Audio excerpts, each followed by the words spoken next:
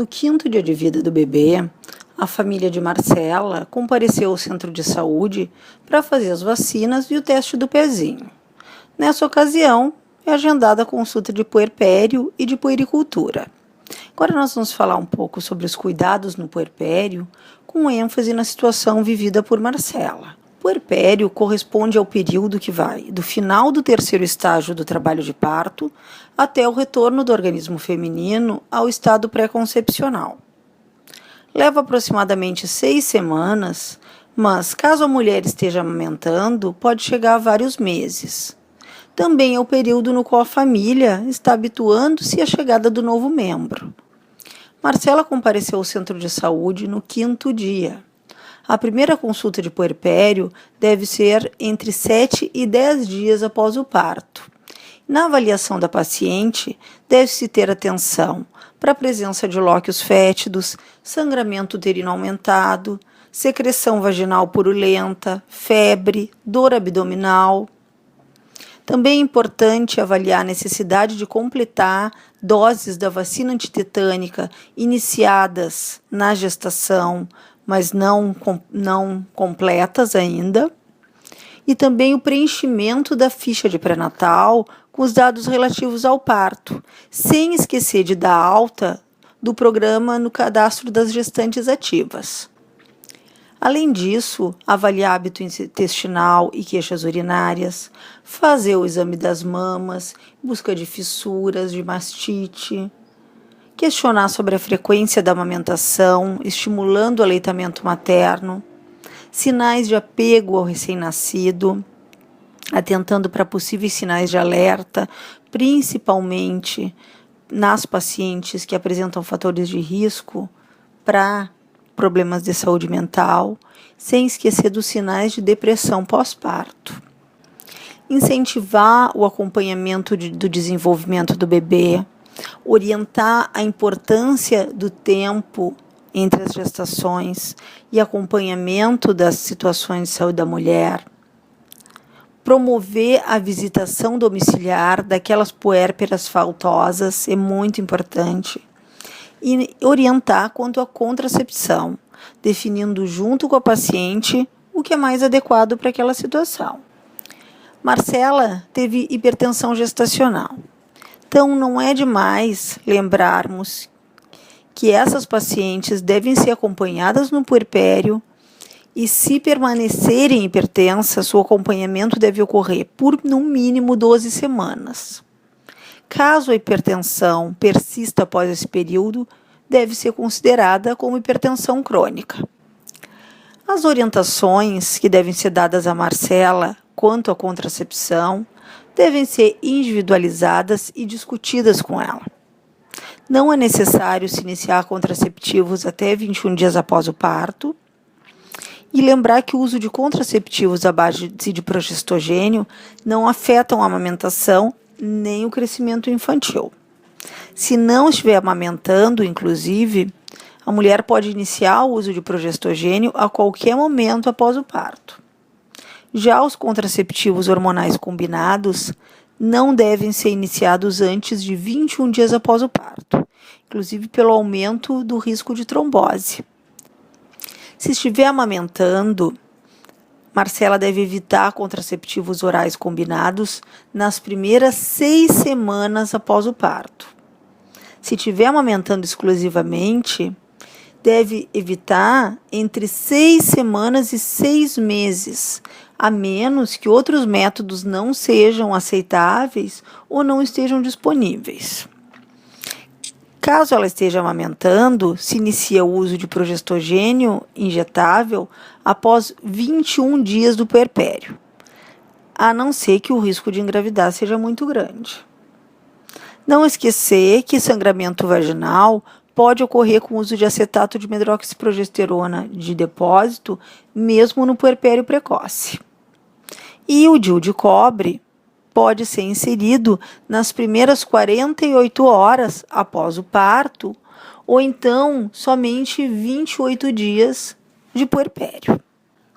Importante agendar uma consulta de retorno para Marcela em 30 a 40 dias e não esquecer de revisar os seguintes tópicos: amamentação, incentivando-a, exames da mama e ginecológico, investigar a cessação ou não dos lóquios, investigar hábito intestinal e urinário e orientar sobre o período da coleta do exame citopatológico de colo uterino.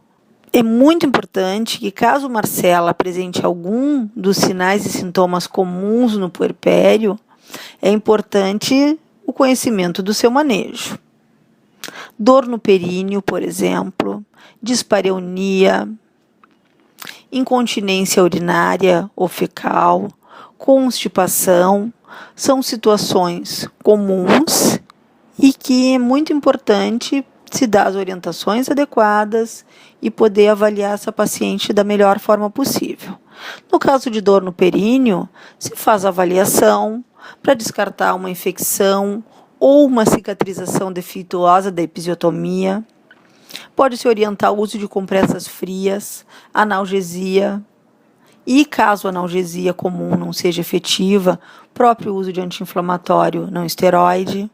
E orientar a paciente a fazer uma higiene perineal adequada e frequente. Em caso de dispareunia, também é muito importante avaliar a episiotomia e orientar também o uso de lubrificantes à base de água na relação sexual. Em caso de incontinência urinária ou incontinência fecal, exercícios para fortalecer o assoalho pélvico são efetivos, mas casos refratários podem necessitar de encaminhamento para avaliação adicional. Pacientes com queixa de constipação, orientar dieta rica em fibras e líquidos são muito efetivos. Se persistir, é possível utilizar laxativos, estimulantes, né, caso de falha do manejo apenas com a dieta. Caso de queixa de hemorroidas, importante orientar analgesia e banhos de assento e, se quadro severo, encaminhar a paciente ao proctologista. Outras queixas frequentes são dor nas costas, cefaleia, fadiga. E sempre cuidar, na questão de fadiga, investigar a presença de outros sintomas, em especial anemia, avaliar a necessidade de incremento na dieta, aporte de ferro, exercícios físicos.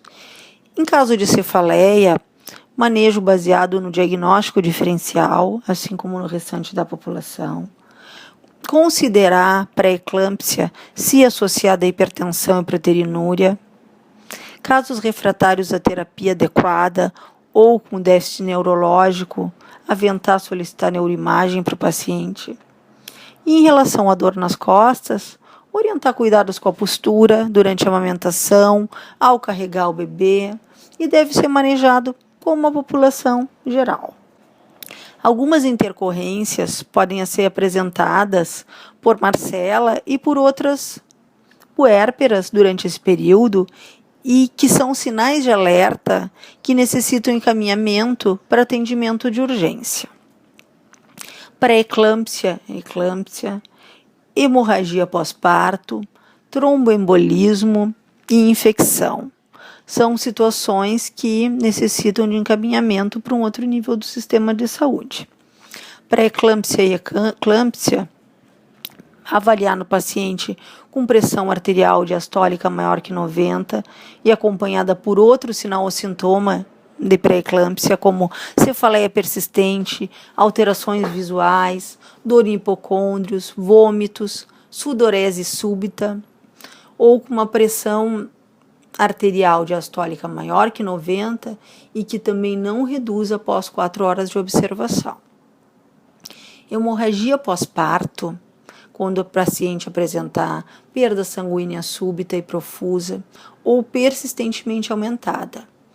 Perda sanguínea de qualquer intensidade acompanhada de fraqueza, tontura ou palpitação, ou taquicardia, são indicativos de encaminhamento para atendimento de urgência.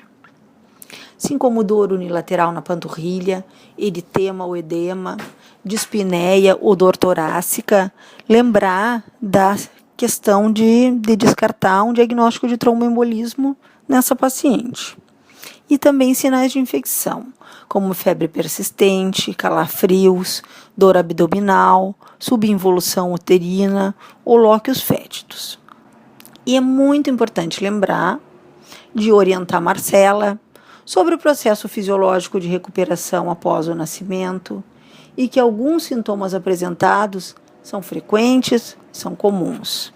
A procura prontamente de atendimento em caso de surgimento de sinais e de sintomas de alerta, como os descritos aqui no slide anterior, são muito importantes para melhorar os desfechos desse período, tá? Desse período que, na verdade, é um processo fisiológico.